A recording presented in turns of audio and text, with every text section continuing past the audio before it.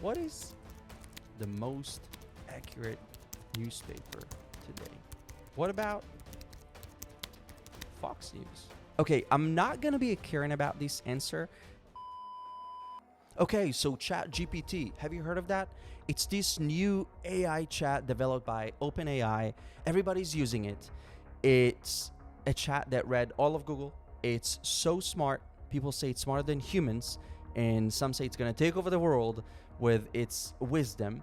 Now, hear me out. For a while, I was quite bored debating with anti-Israel activists because, first of all, they misinform people, they spread lies, they're angry, they're filled with anger. So, I played with the idea of debating Chat GPT about the truth of Israel. So let's start with some, random thing. What's the best place in Israel? Looks like it's, generating Jerusalem, generating Tel Aviv. Pretty smart. Let's do what's your best argument on behalf of the Palestinians?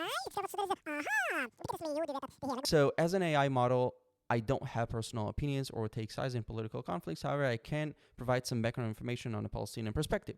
From the Palestinian point of view, the main argument is that they have been living in the region for centuries and that they have the right to self-determination and to their own state. Many Palestinians feel that they have been marginalized and discriminated against both by Israeli government and by other actors in the region. Also, they point to the displacement of hundreds of thousands of Palestinians during the 48 Arab-Israeli war and the ongoing Israeli settlement building in the West Bank as a major source of tension. The Israeli-Palestinian conflict is a complex of sensitive issue and with deep historical, political, and cultural roots. Okay, so where do we start? First of all, the Palestinians did not live in the region for centuries, at least not under the name Palestinian, because what the Palestinians are basically Arabs from neighboring countries that entered Israel from be it Syria, Egypt, Jordan, Lebanon, while we were in exile. And they basically took over the land and settled there.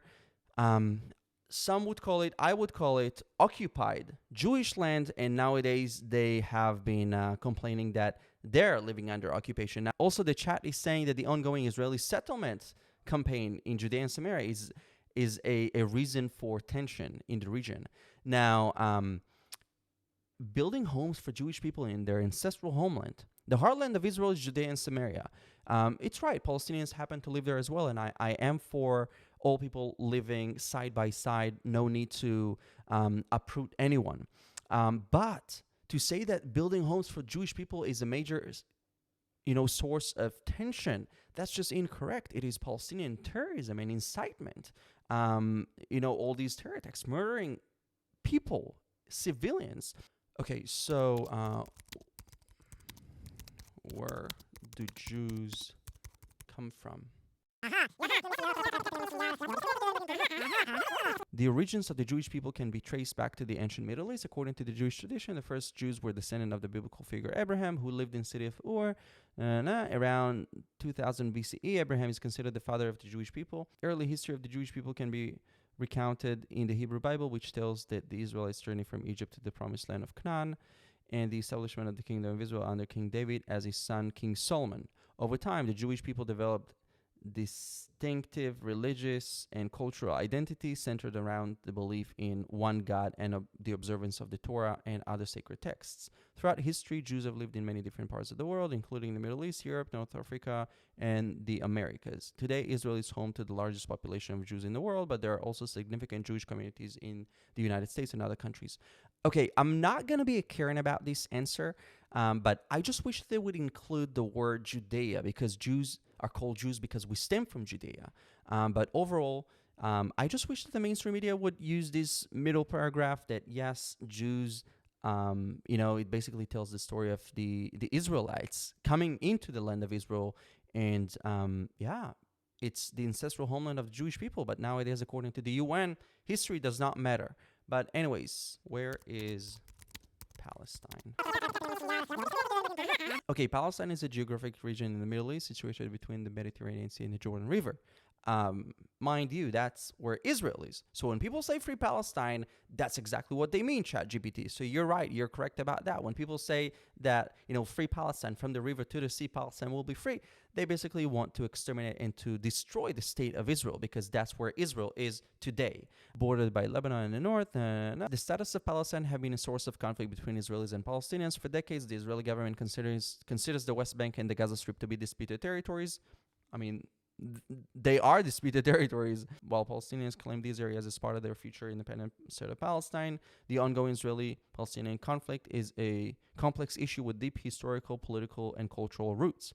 The deep historical thing, that comes in regards to the Jews, not to the Palestinians, because they don't have deep historical roots in this land. And if they do, show me. Let's ask him. What is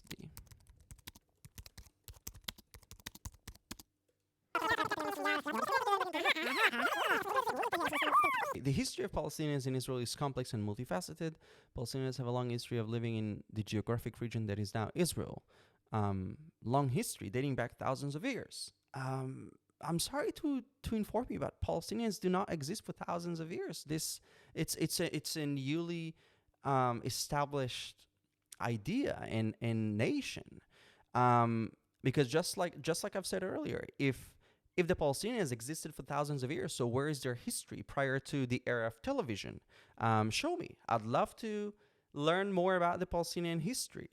Okay, but what really captures my attention here is this paragraph here.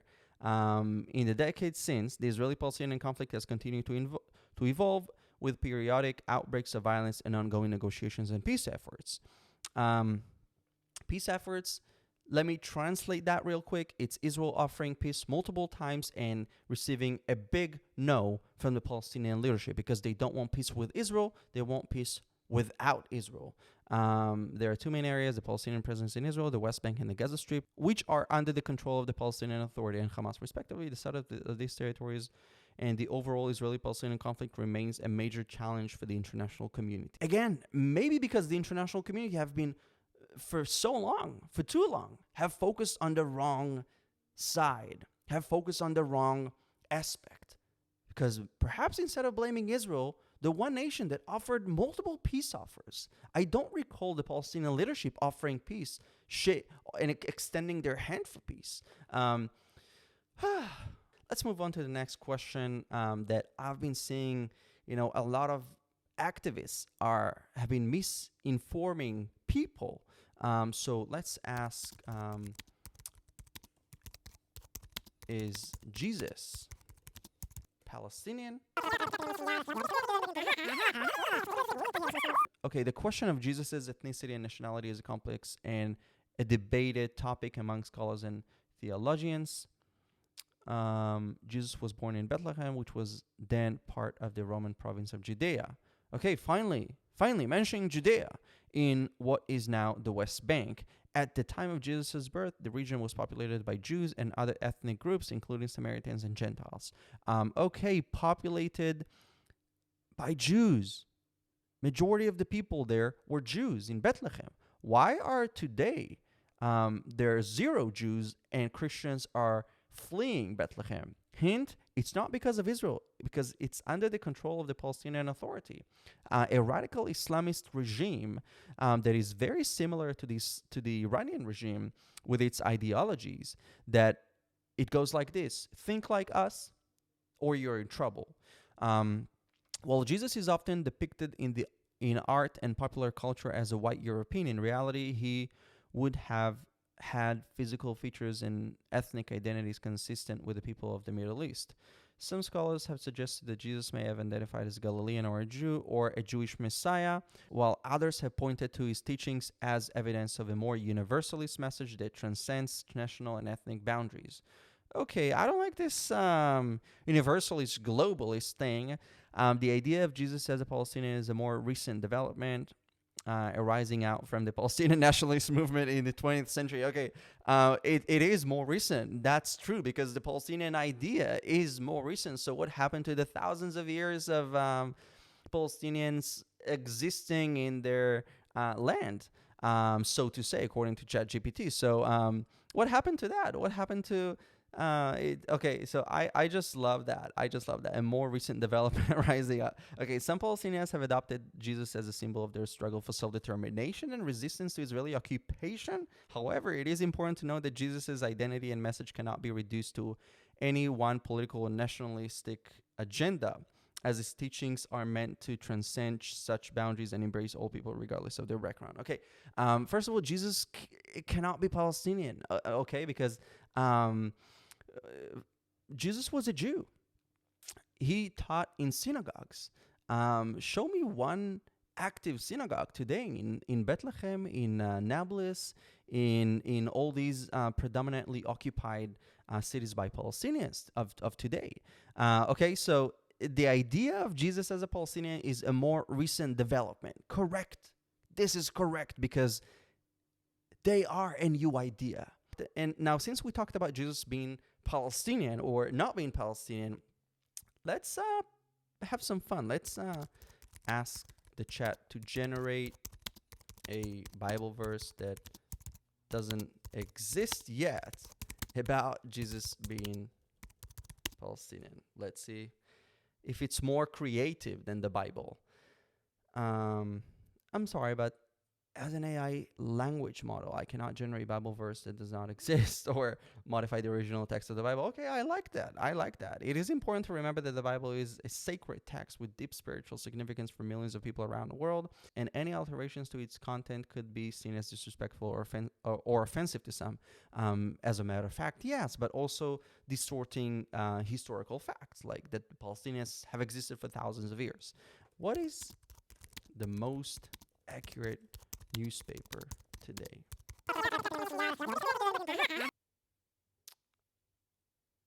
As an AI language model, I do not have personal opinions or biases.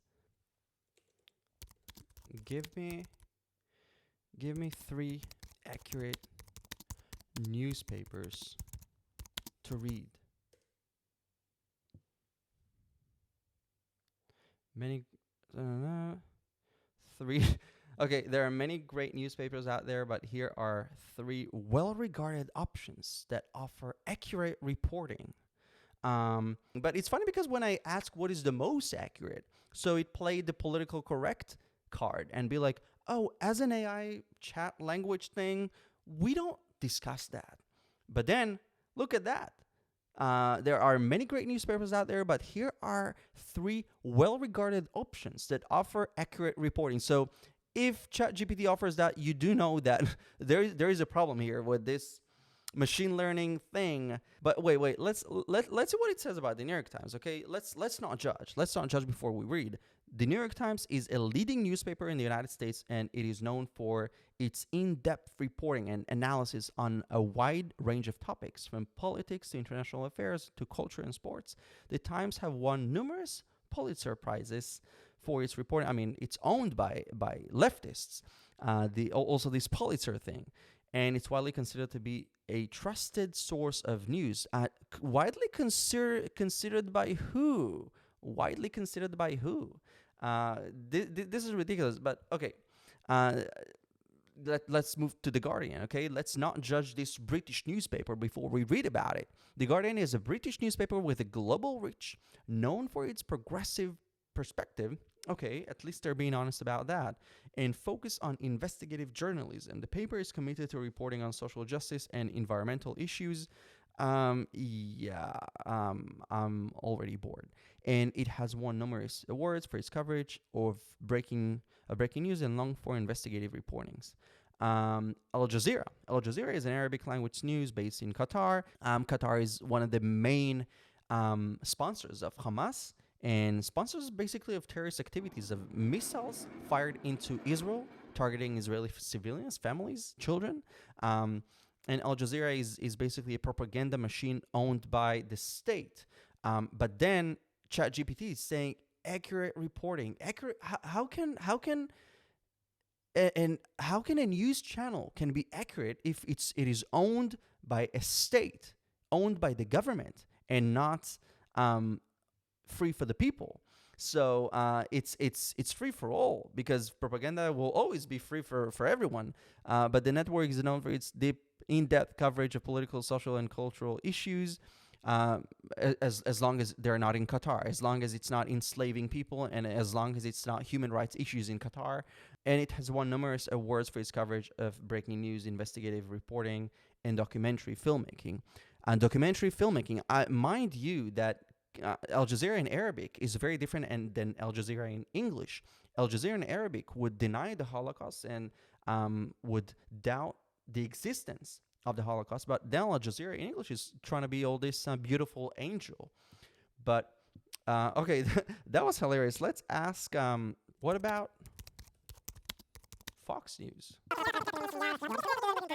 While they have a large audience and many dedicated viewers, it has been criticized for some biased reporting for advancing a political agenda. That's exactly what Al Jazeera is doing, and that's exactly what The Guardian and New York Times are doing. They have a political agenda. But interestingly, ChatGPT did not say that. Some media critics have accused Fox News of promoting a narrow and often partisan view of the news and engaging in sensationalism and fear-mongering to attract viewers. It's important to know that all news sources have the potential to bias and inaccurate, and it's always a good idea to read. And okay, so basically trashed Fox News, and then he said, but by the way, it's important to keep in mind that other newspapers may be like this, but then they will not say that about the liberal ones. So I find that quite ridiculous. Okay, that basically explains everything that it said earlier about Israel and distorting historical facts about the Palestinians. I mean, look, I can't blame the chat itself, because it's machine learning, and it basically generates what Google has. But it is worrying because so many people are using ChatGPT for their day-to-day uses. If we conclude everything, it was fun. I think it was fun. It's not correct. The information that they're saying here, you always need to double check it. But let me know in the comments, what do you think about the future that we have with all these AI machines, machine learnings, artificial intelligence? Do you think that it's a threat to humanity, or are we rather going to see an upgrade to our lives? So I hope you enjoyed that. Please don't forget to leave a comment down below, and I will see you in my next video.